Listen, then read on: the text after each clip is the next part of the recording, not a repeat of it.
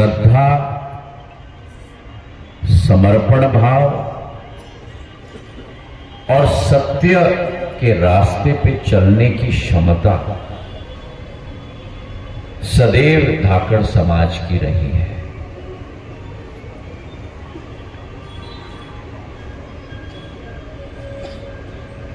एक शब्द अगर हम इस्तेमाल करें, जब हम कहते हैं धाकड़,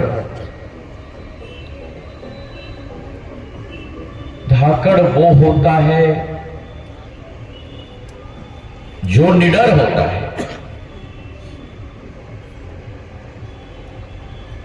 लेकिन निडरता के साथ हमारे समाज ने सदियों से इस मां भारती के धरती में प्रस्तुतिकरण की है अपने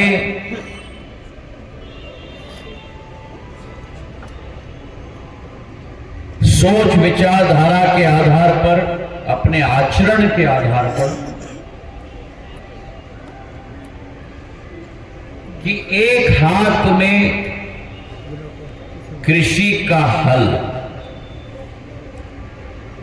एक हाथ में कृषि का हल, तो दूसरे हाथ में शस्त्र रखने की क्षमता इस मां भारती की एकता और अखंडता बनाए रखने के लिए ये धाकड़ समाज की पहचान है।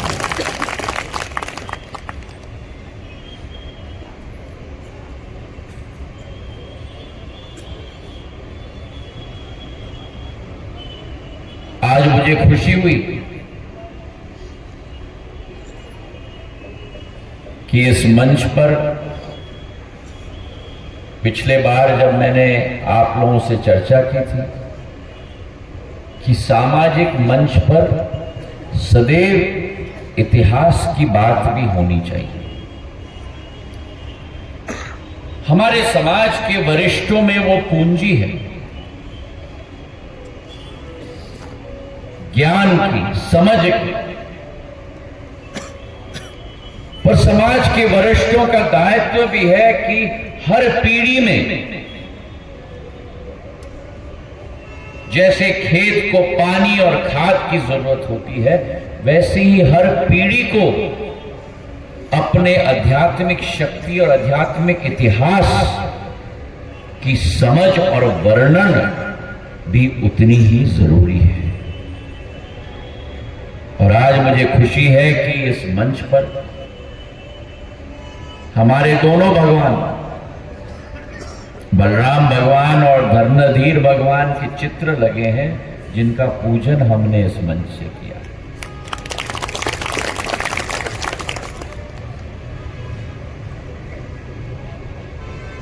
हमारे भगवान धर्मधीर जो हमारे समाज के इष्ट देवता हैं, हम सब मानते हैं कि वे शीशनाग के अवतार हैं।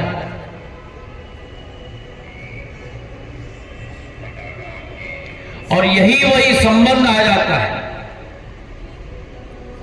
क्योंकि जहां आप भगवान धर्मधीर के वंशज हो,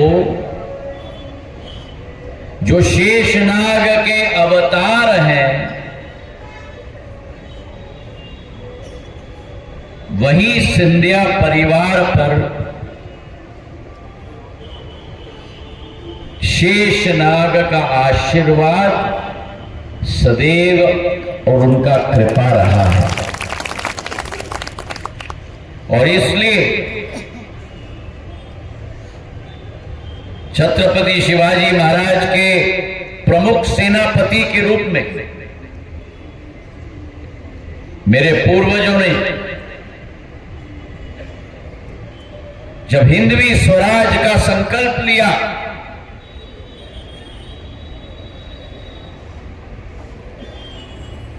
उस भगवे झंडे पर नाग निशानी लगी हुई थी, क्योंकि नाग देवता का आशीर्वाद सिंधिया परिवार पर सदैव रहा है। और उस नाग निशानी भगवा ध्वज के आधार पर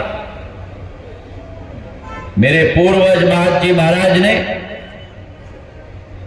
देश के अंदर जितने भी आक्रमणकारी थे, अफगान अहमद शाह अब्दाली से लेकर मुगल तक, शाह आलम तक, पोर्तुगीली तक, अंग्रेज तक, सबको परास्त करने का कार्य, और पहले हिंदू राजा जिन्होंने दिल्ली के लाल किले पर अपनी नाग निशानी भगवा ध्वज गाड़ के 1771 में रख दी थी मेरे भाई और बहन। वो साम्राज्य काबुल और अफगानिस्तान, काबुल और लाहौर के समीप अटक से कटक उड़ीसा तक, गुजरात में भरूच से प्रयागराज, वर्तमान का इलाहाबाद प्रयागराज तक, जो छत्रपति शिवाजी महाराज का हिंदवी स्वराज की कल्पना थी, उस कल्पना को महाजी महाराज ने साकार रूप दिया मराठा साम्राज्य स्थापित करके। और वही एक रिश्ता हम दोनों में। अभी पूर्व वक्ताओं ने कृषि की बात की। किरार समाज, धाकड़ समाज एक कृषि प्रधान समाज है। और अगर आप इतिहास के पन्नों को पलटोगे तो सिंधिया परिवार की शुरुआत भी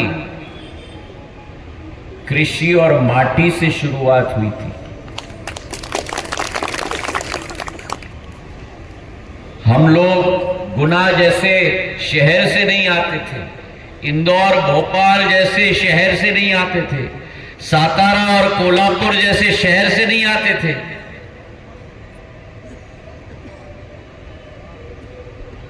हमारी शुरुआत भी हुई तो झोरी और लपचोरा जैसे छोटे गांव से, धाकड़ समाज के गांव से,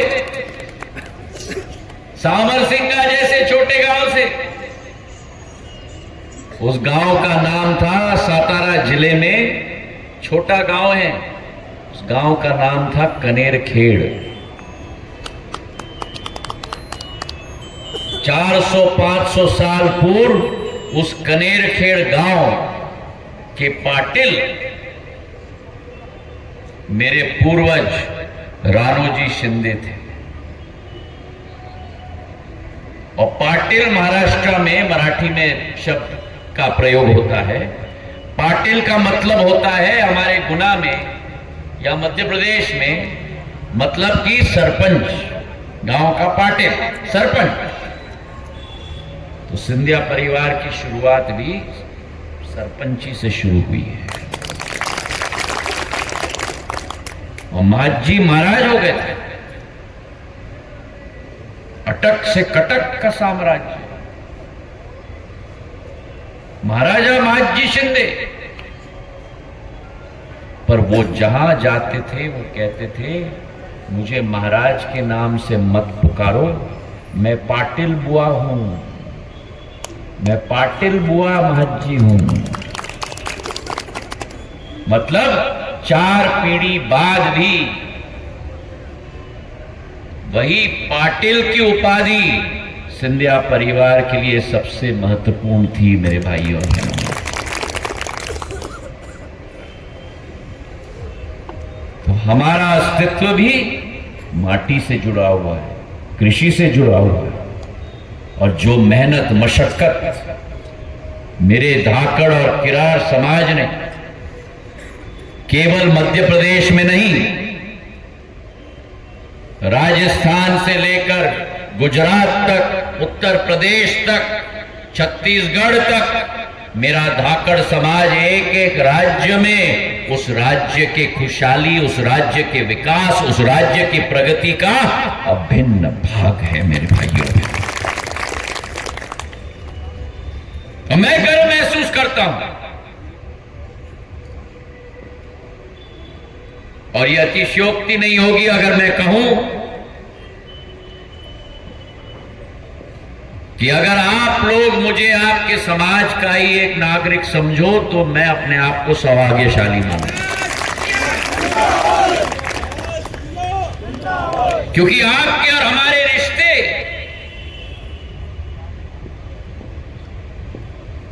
ऐसे रहे, क्योंकि सिंधिया परिवार ने सदैव कभी किसान को किसान के नाम से नहीं पुकारा। सिंधिया परिवार ने सदैव किसान को अन्नदाता के नाम से पुकारा है।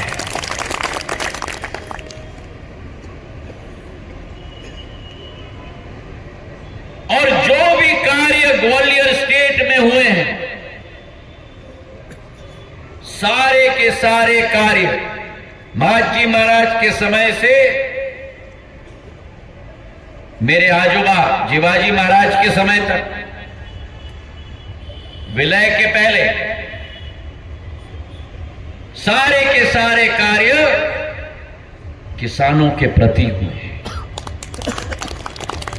आज पूरे ग्वालियर चंबल संभाग में नहीं, लेकिन पूरे ग्वालियर स्टेट में, और ग्वालियर स्टेट का मतलब मैं बात कर रहा हूं नीमच, मंदसौर, रतलाम, शाहजहांपुर, धार, उस पार राजस्थान, झालावाड़, कोटा के बॉर्डर तक जितने भी आज तक बांध बने हैं, सारे के सारे मेरे पूर्वजों के द्वारा मेरे अन्नदाता के लिए बनाए गए।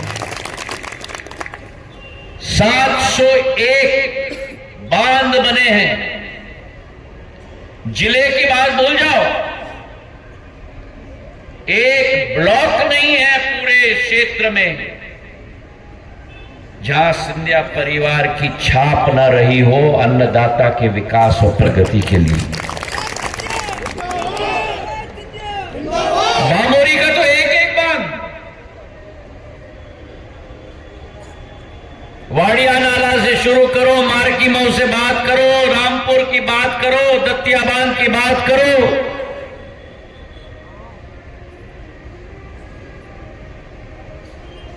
ग्वालियर जाओ तो सबसे बड़ा बांध हरसी बांध। आप कल्पना कर सकते हो, माधव महाराज ने 100 साल पूर्व हरसी बांध बनाया था। 100 साल पूर्व, 1904 1905 की मैं बात कर रहा हूं, 120 साल पूर्व। आज भी 120 साल बाद भारत में नहीं पूरे एशिया में सबसे बड़ा मिट्टी का बना हुआ बांध है, और आज भी अमृत दे रहा है सभी अन्नदाताओं को। और आज के बांधों की तरह नहीं, आज का बांध बनाओ तो कॉन्ट्रैक्टर पैसा लेता है, कॉन्ट्रैक्टर का काम थर्ड रेट होता है, 2 साल के अंदर लीक रिसाव शुरू हो जाती है, कहीं कहीं तो बांध टूट जाते हैं। 120 साल में उस मिट्टी के बने हुए बांध में एक बूंद लीकेज नहीं हुआ मेरे भाइयों।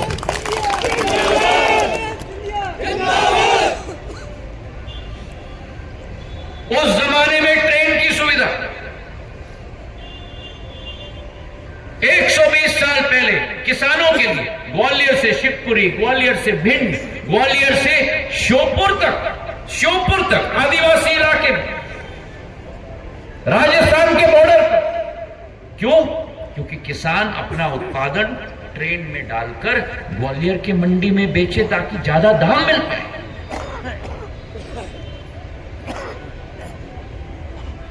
ग्वालियर में किसानों के लिए 1905 में ग्वालियर का मेला, पशु मेला स्थापित किया गया। गाय, भेड़, बकरी,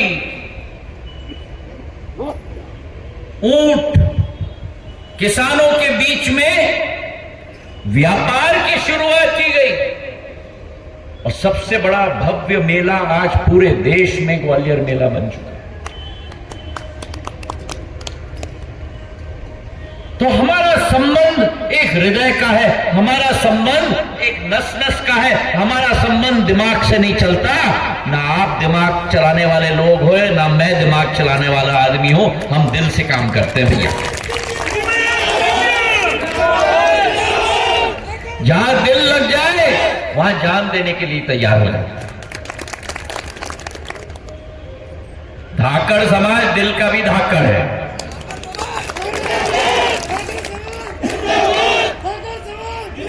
और मैं तो अपने आप को सौभाग्यशाली मानता हूं। क्यों? क्योंकि मुझे आपके समाज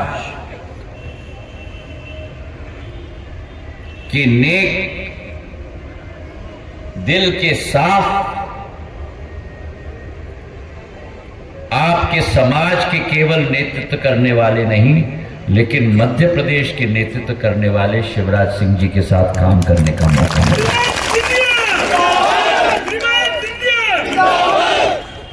और उनका ही उदाहरण मैं आपको दे दूंगा।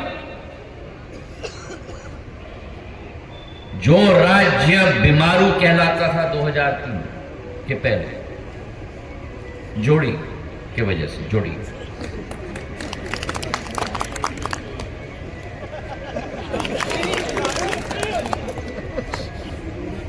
शिवराज सिंह जी ने कमान संभाली। आज वो एक समृद्धशाली प्रदेश 18 वर्षों में बन चुका है।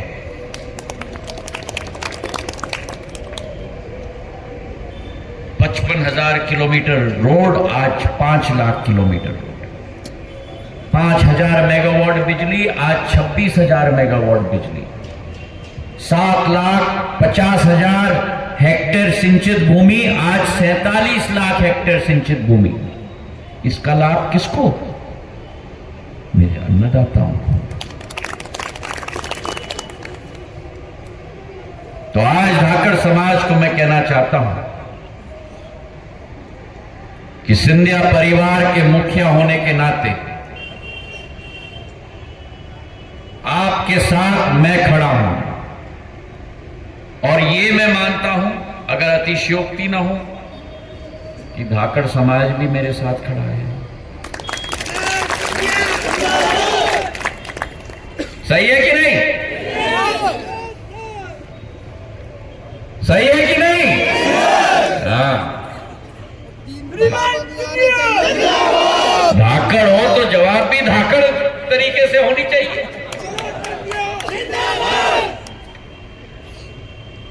ये आपको आश्वस्त करना चाहता हूं, ग्वाला टोरी की बांध की स्वीकृति मिल चुकी है।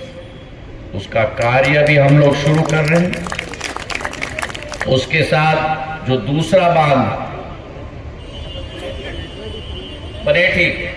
पनेठी के लिए हम लोग कैबिनेट के लिए मूव कर रहे हैं और स्वीकृत भी हो गया है। महेंद्र सिंह जी कह रहे हैं आप चिंता मत करो, आप जो मुझसे मांगोगे वो मैं पूरी निष्ठा के साथ, आपने मुझे 20 साल देख लिया,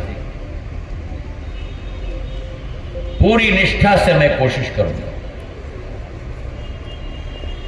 और आप जो मुझसे नहीं मांगोगे वो भी मैं कोशिश करके आपके लिए करूंगा।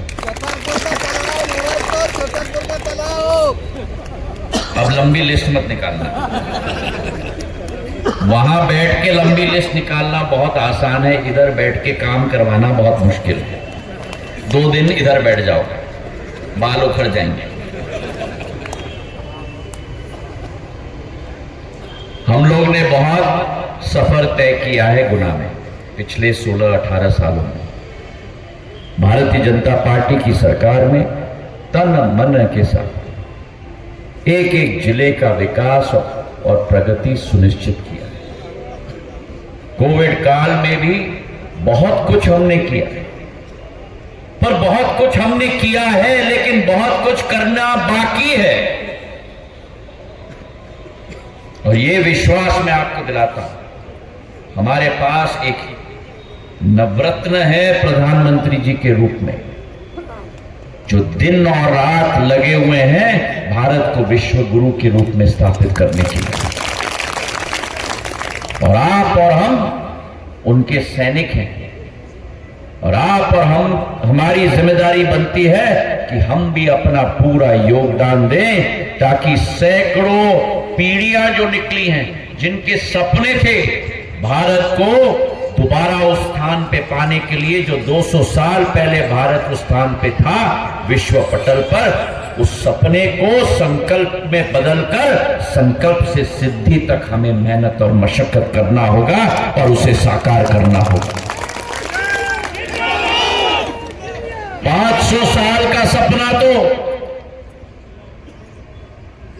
जहां कई लोगों ने अपनी जिंदगी की कुर्बानी दे दी,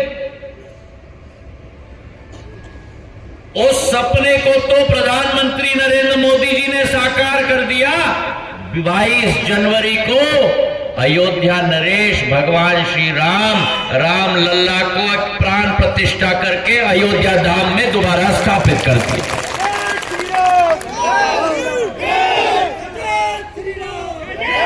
500 साल के वनवास के बाद भगवान श्री राम स्थापित हुए हैं, और भगवान श्री राम अयोध्या धाम में स्थापित हो चुके, मतलब पूरा विश्व अब अयोध्या के ऊपर अपना ध्यान रखेगा। और बोलो मेरे साथ, सियावर रामचंद्र की, सियावर रामचंद्र की, भगवान धरणीधर जी की, भगवान धरणीधर की। बहुत बहुत धन्यवाद। जय हिंद, जय मेरा धाकड़ समाज।